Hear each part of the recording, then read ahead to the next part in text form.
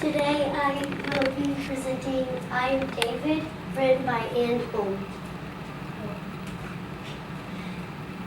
Anne Holm was born in 1922 in Denmark and died in 1998.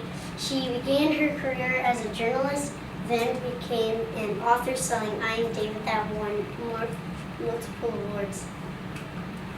I Am David is about a boy that lived in a concentration camp all his life, but one day a guard helped David escape. David was unsure, but he took the chance, expecting the guards to shoot him. Either way, it would be over soon. The guard left a sack by a big tree. David thought there was a bomb in it, but he opened it anyway. In it was a compass, bread, and knife. He ran and ran until his legs hurt and he could hardly breathe. Soon he came to some sleeping shepherds and stole some food and water. He ran more and more until he came to a truck stop and heard some men saying something about going to a village called Salonika. So he hopped in the back of the truck. Soon after, he came to Salonika, and there was a boat that took him to Italy. There he came to a city where he saved a girl that was in a burning shed, and the family brought him in for a while, but they grew suspicious and he had to leave. He had tried to get to Denmark, and in the process of doing so, he came to Switzerland and met a lady that knew David's mother. There he learned his mother's name, but then he kept on going to Denmark, but got taken by a farmer that treats David poorly and uses him as free labor. But then he escapes and went to Denmark and met his mother. I think that the author wanted to inform the reader that people have complex emotions and are not just black and white. And if someone does something that appears evil or mean, that doesn't mean that they don't have a good side to them too.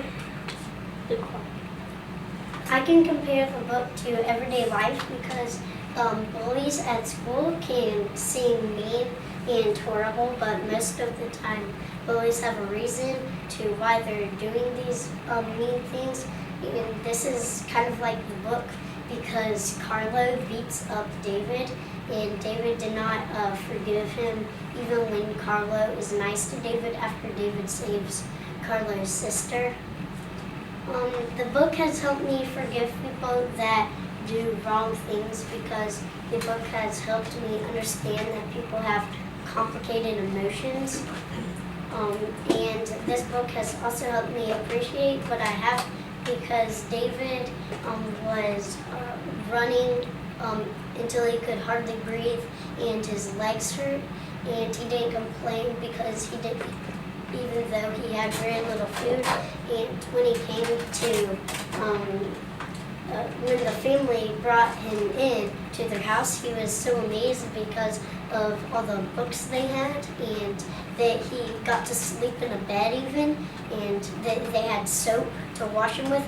And we think that those things are just ordinary and just aren't very amazing, but he thought they were wonderful because he didn't have them in his concentration camp. I think that all ages would like this book because it teaches good life lessons and help you appreciate what you have, and the author uses very meaningful words that compare the readers or capture the reader's attention, and the words express a lot of feelings and emotions, and it's just a wonderful book.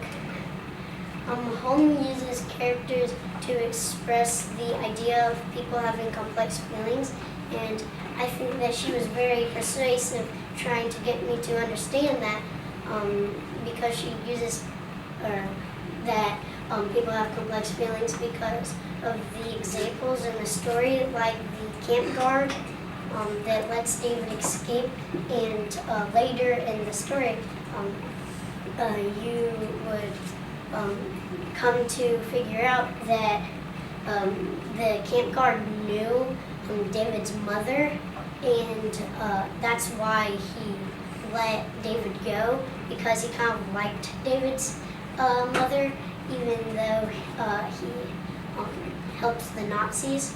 And Carlo beats up David, but then later forgives, asks for forgiveness, but David doesn't give him forgiveness because David thinks that he's evil because he beat him up.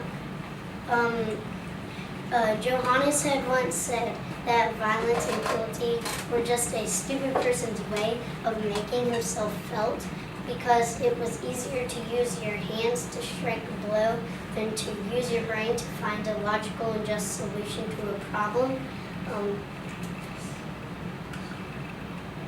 Thank you for your attention. Any questions?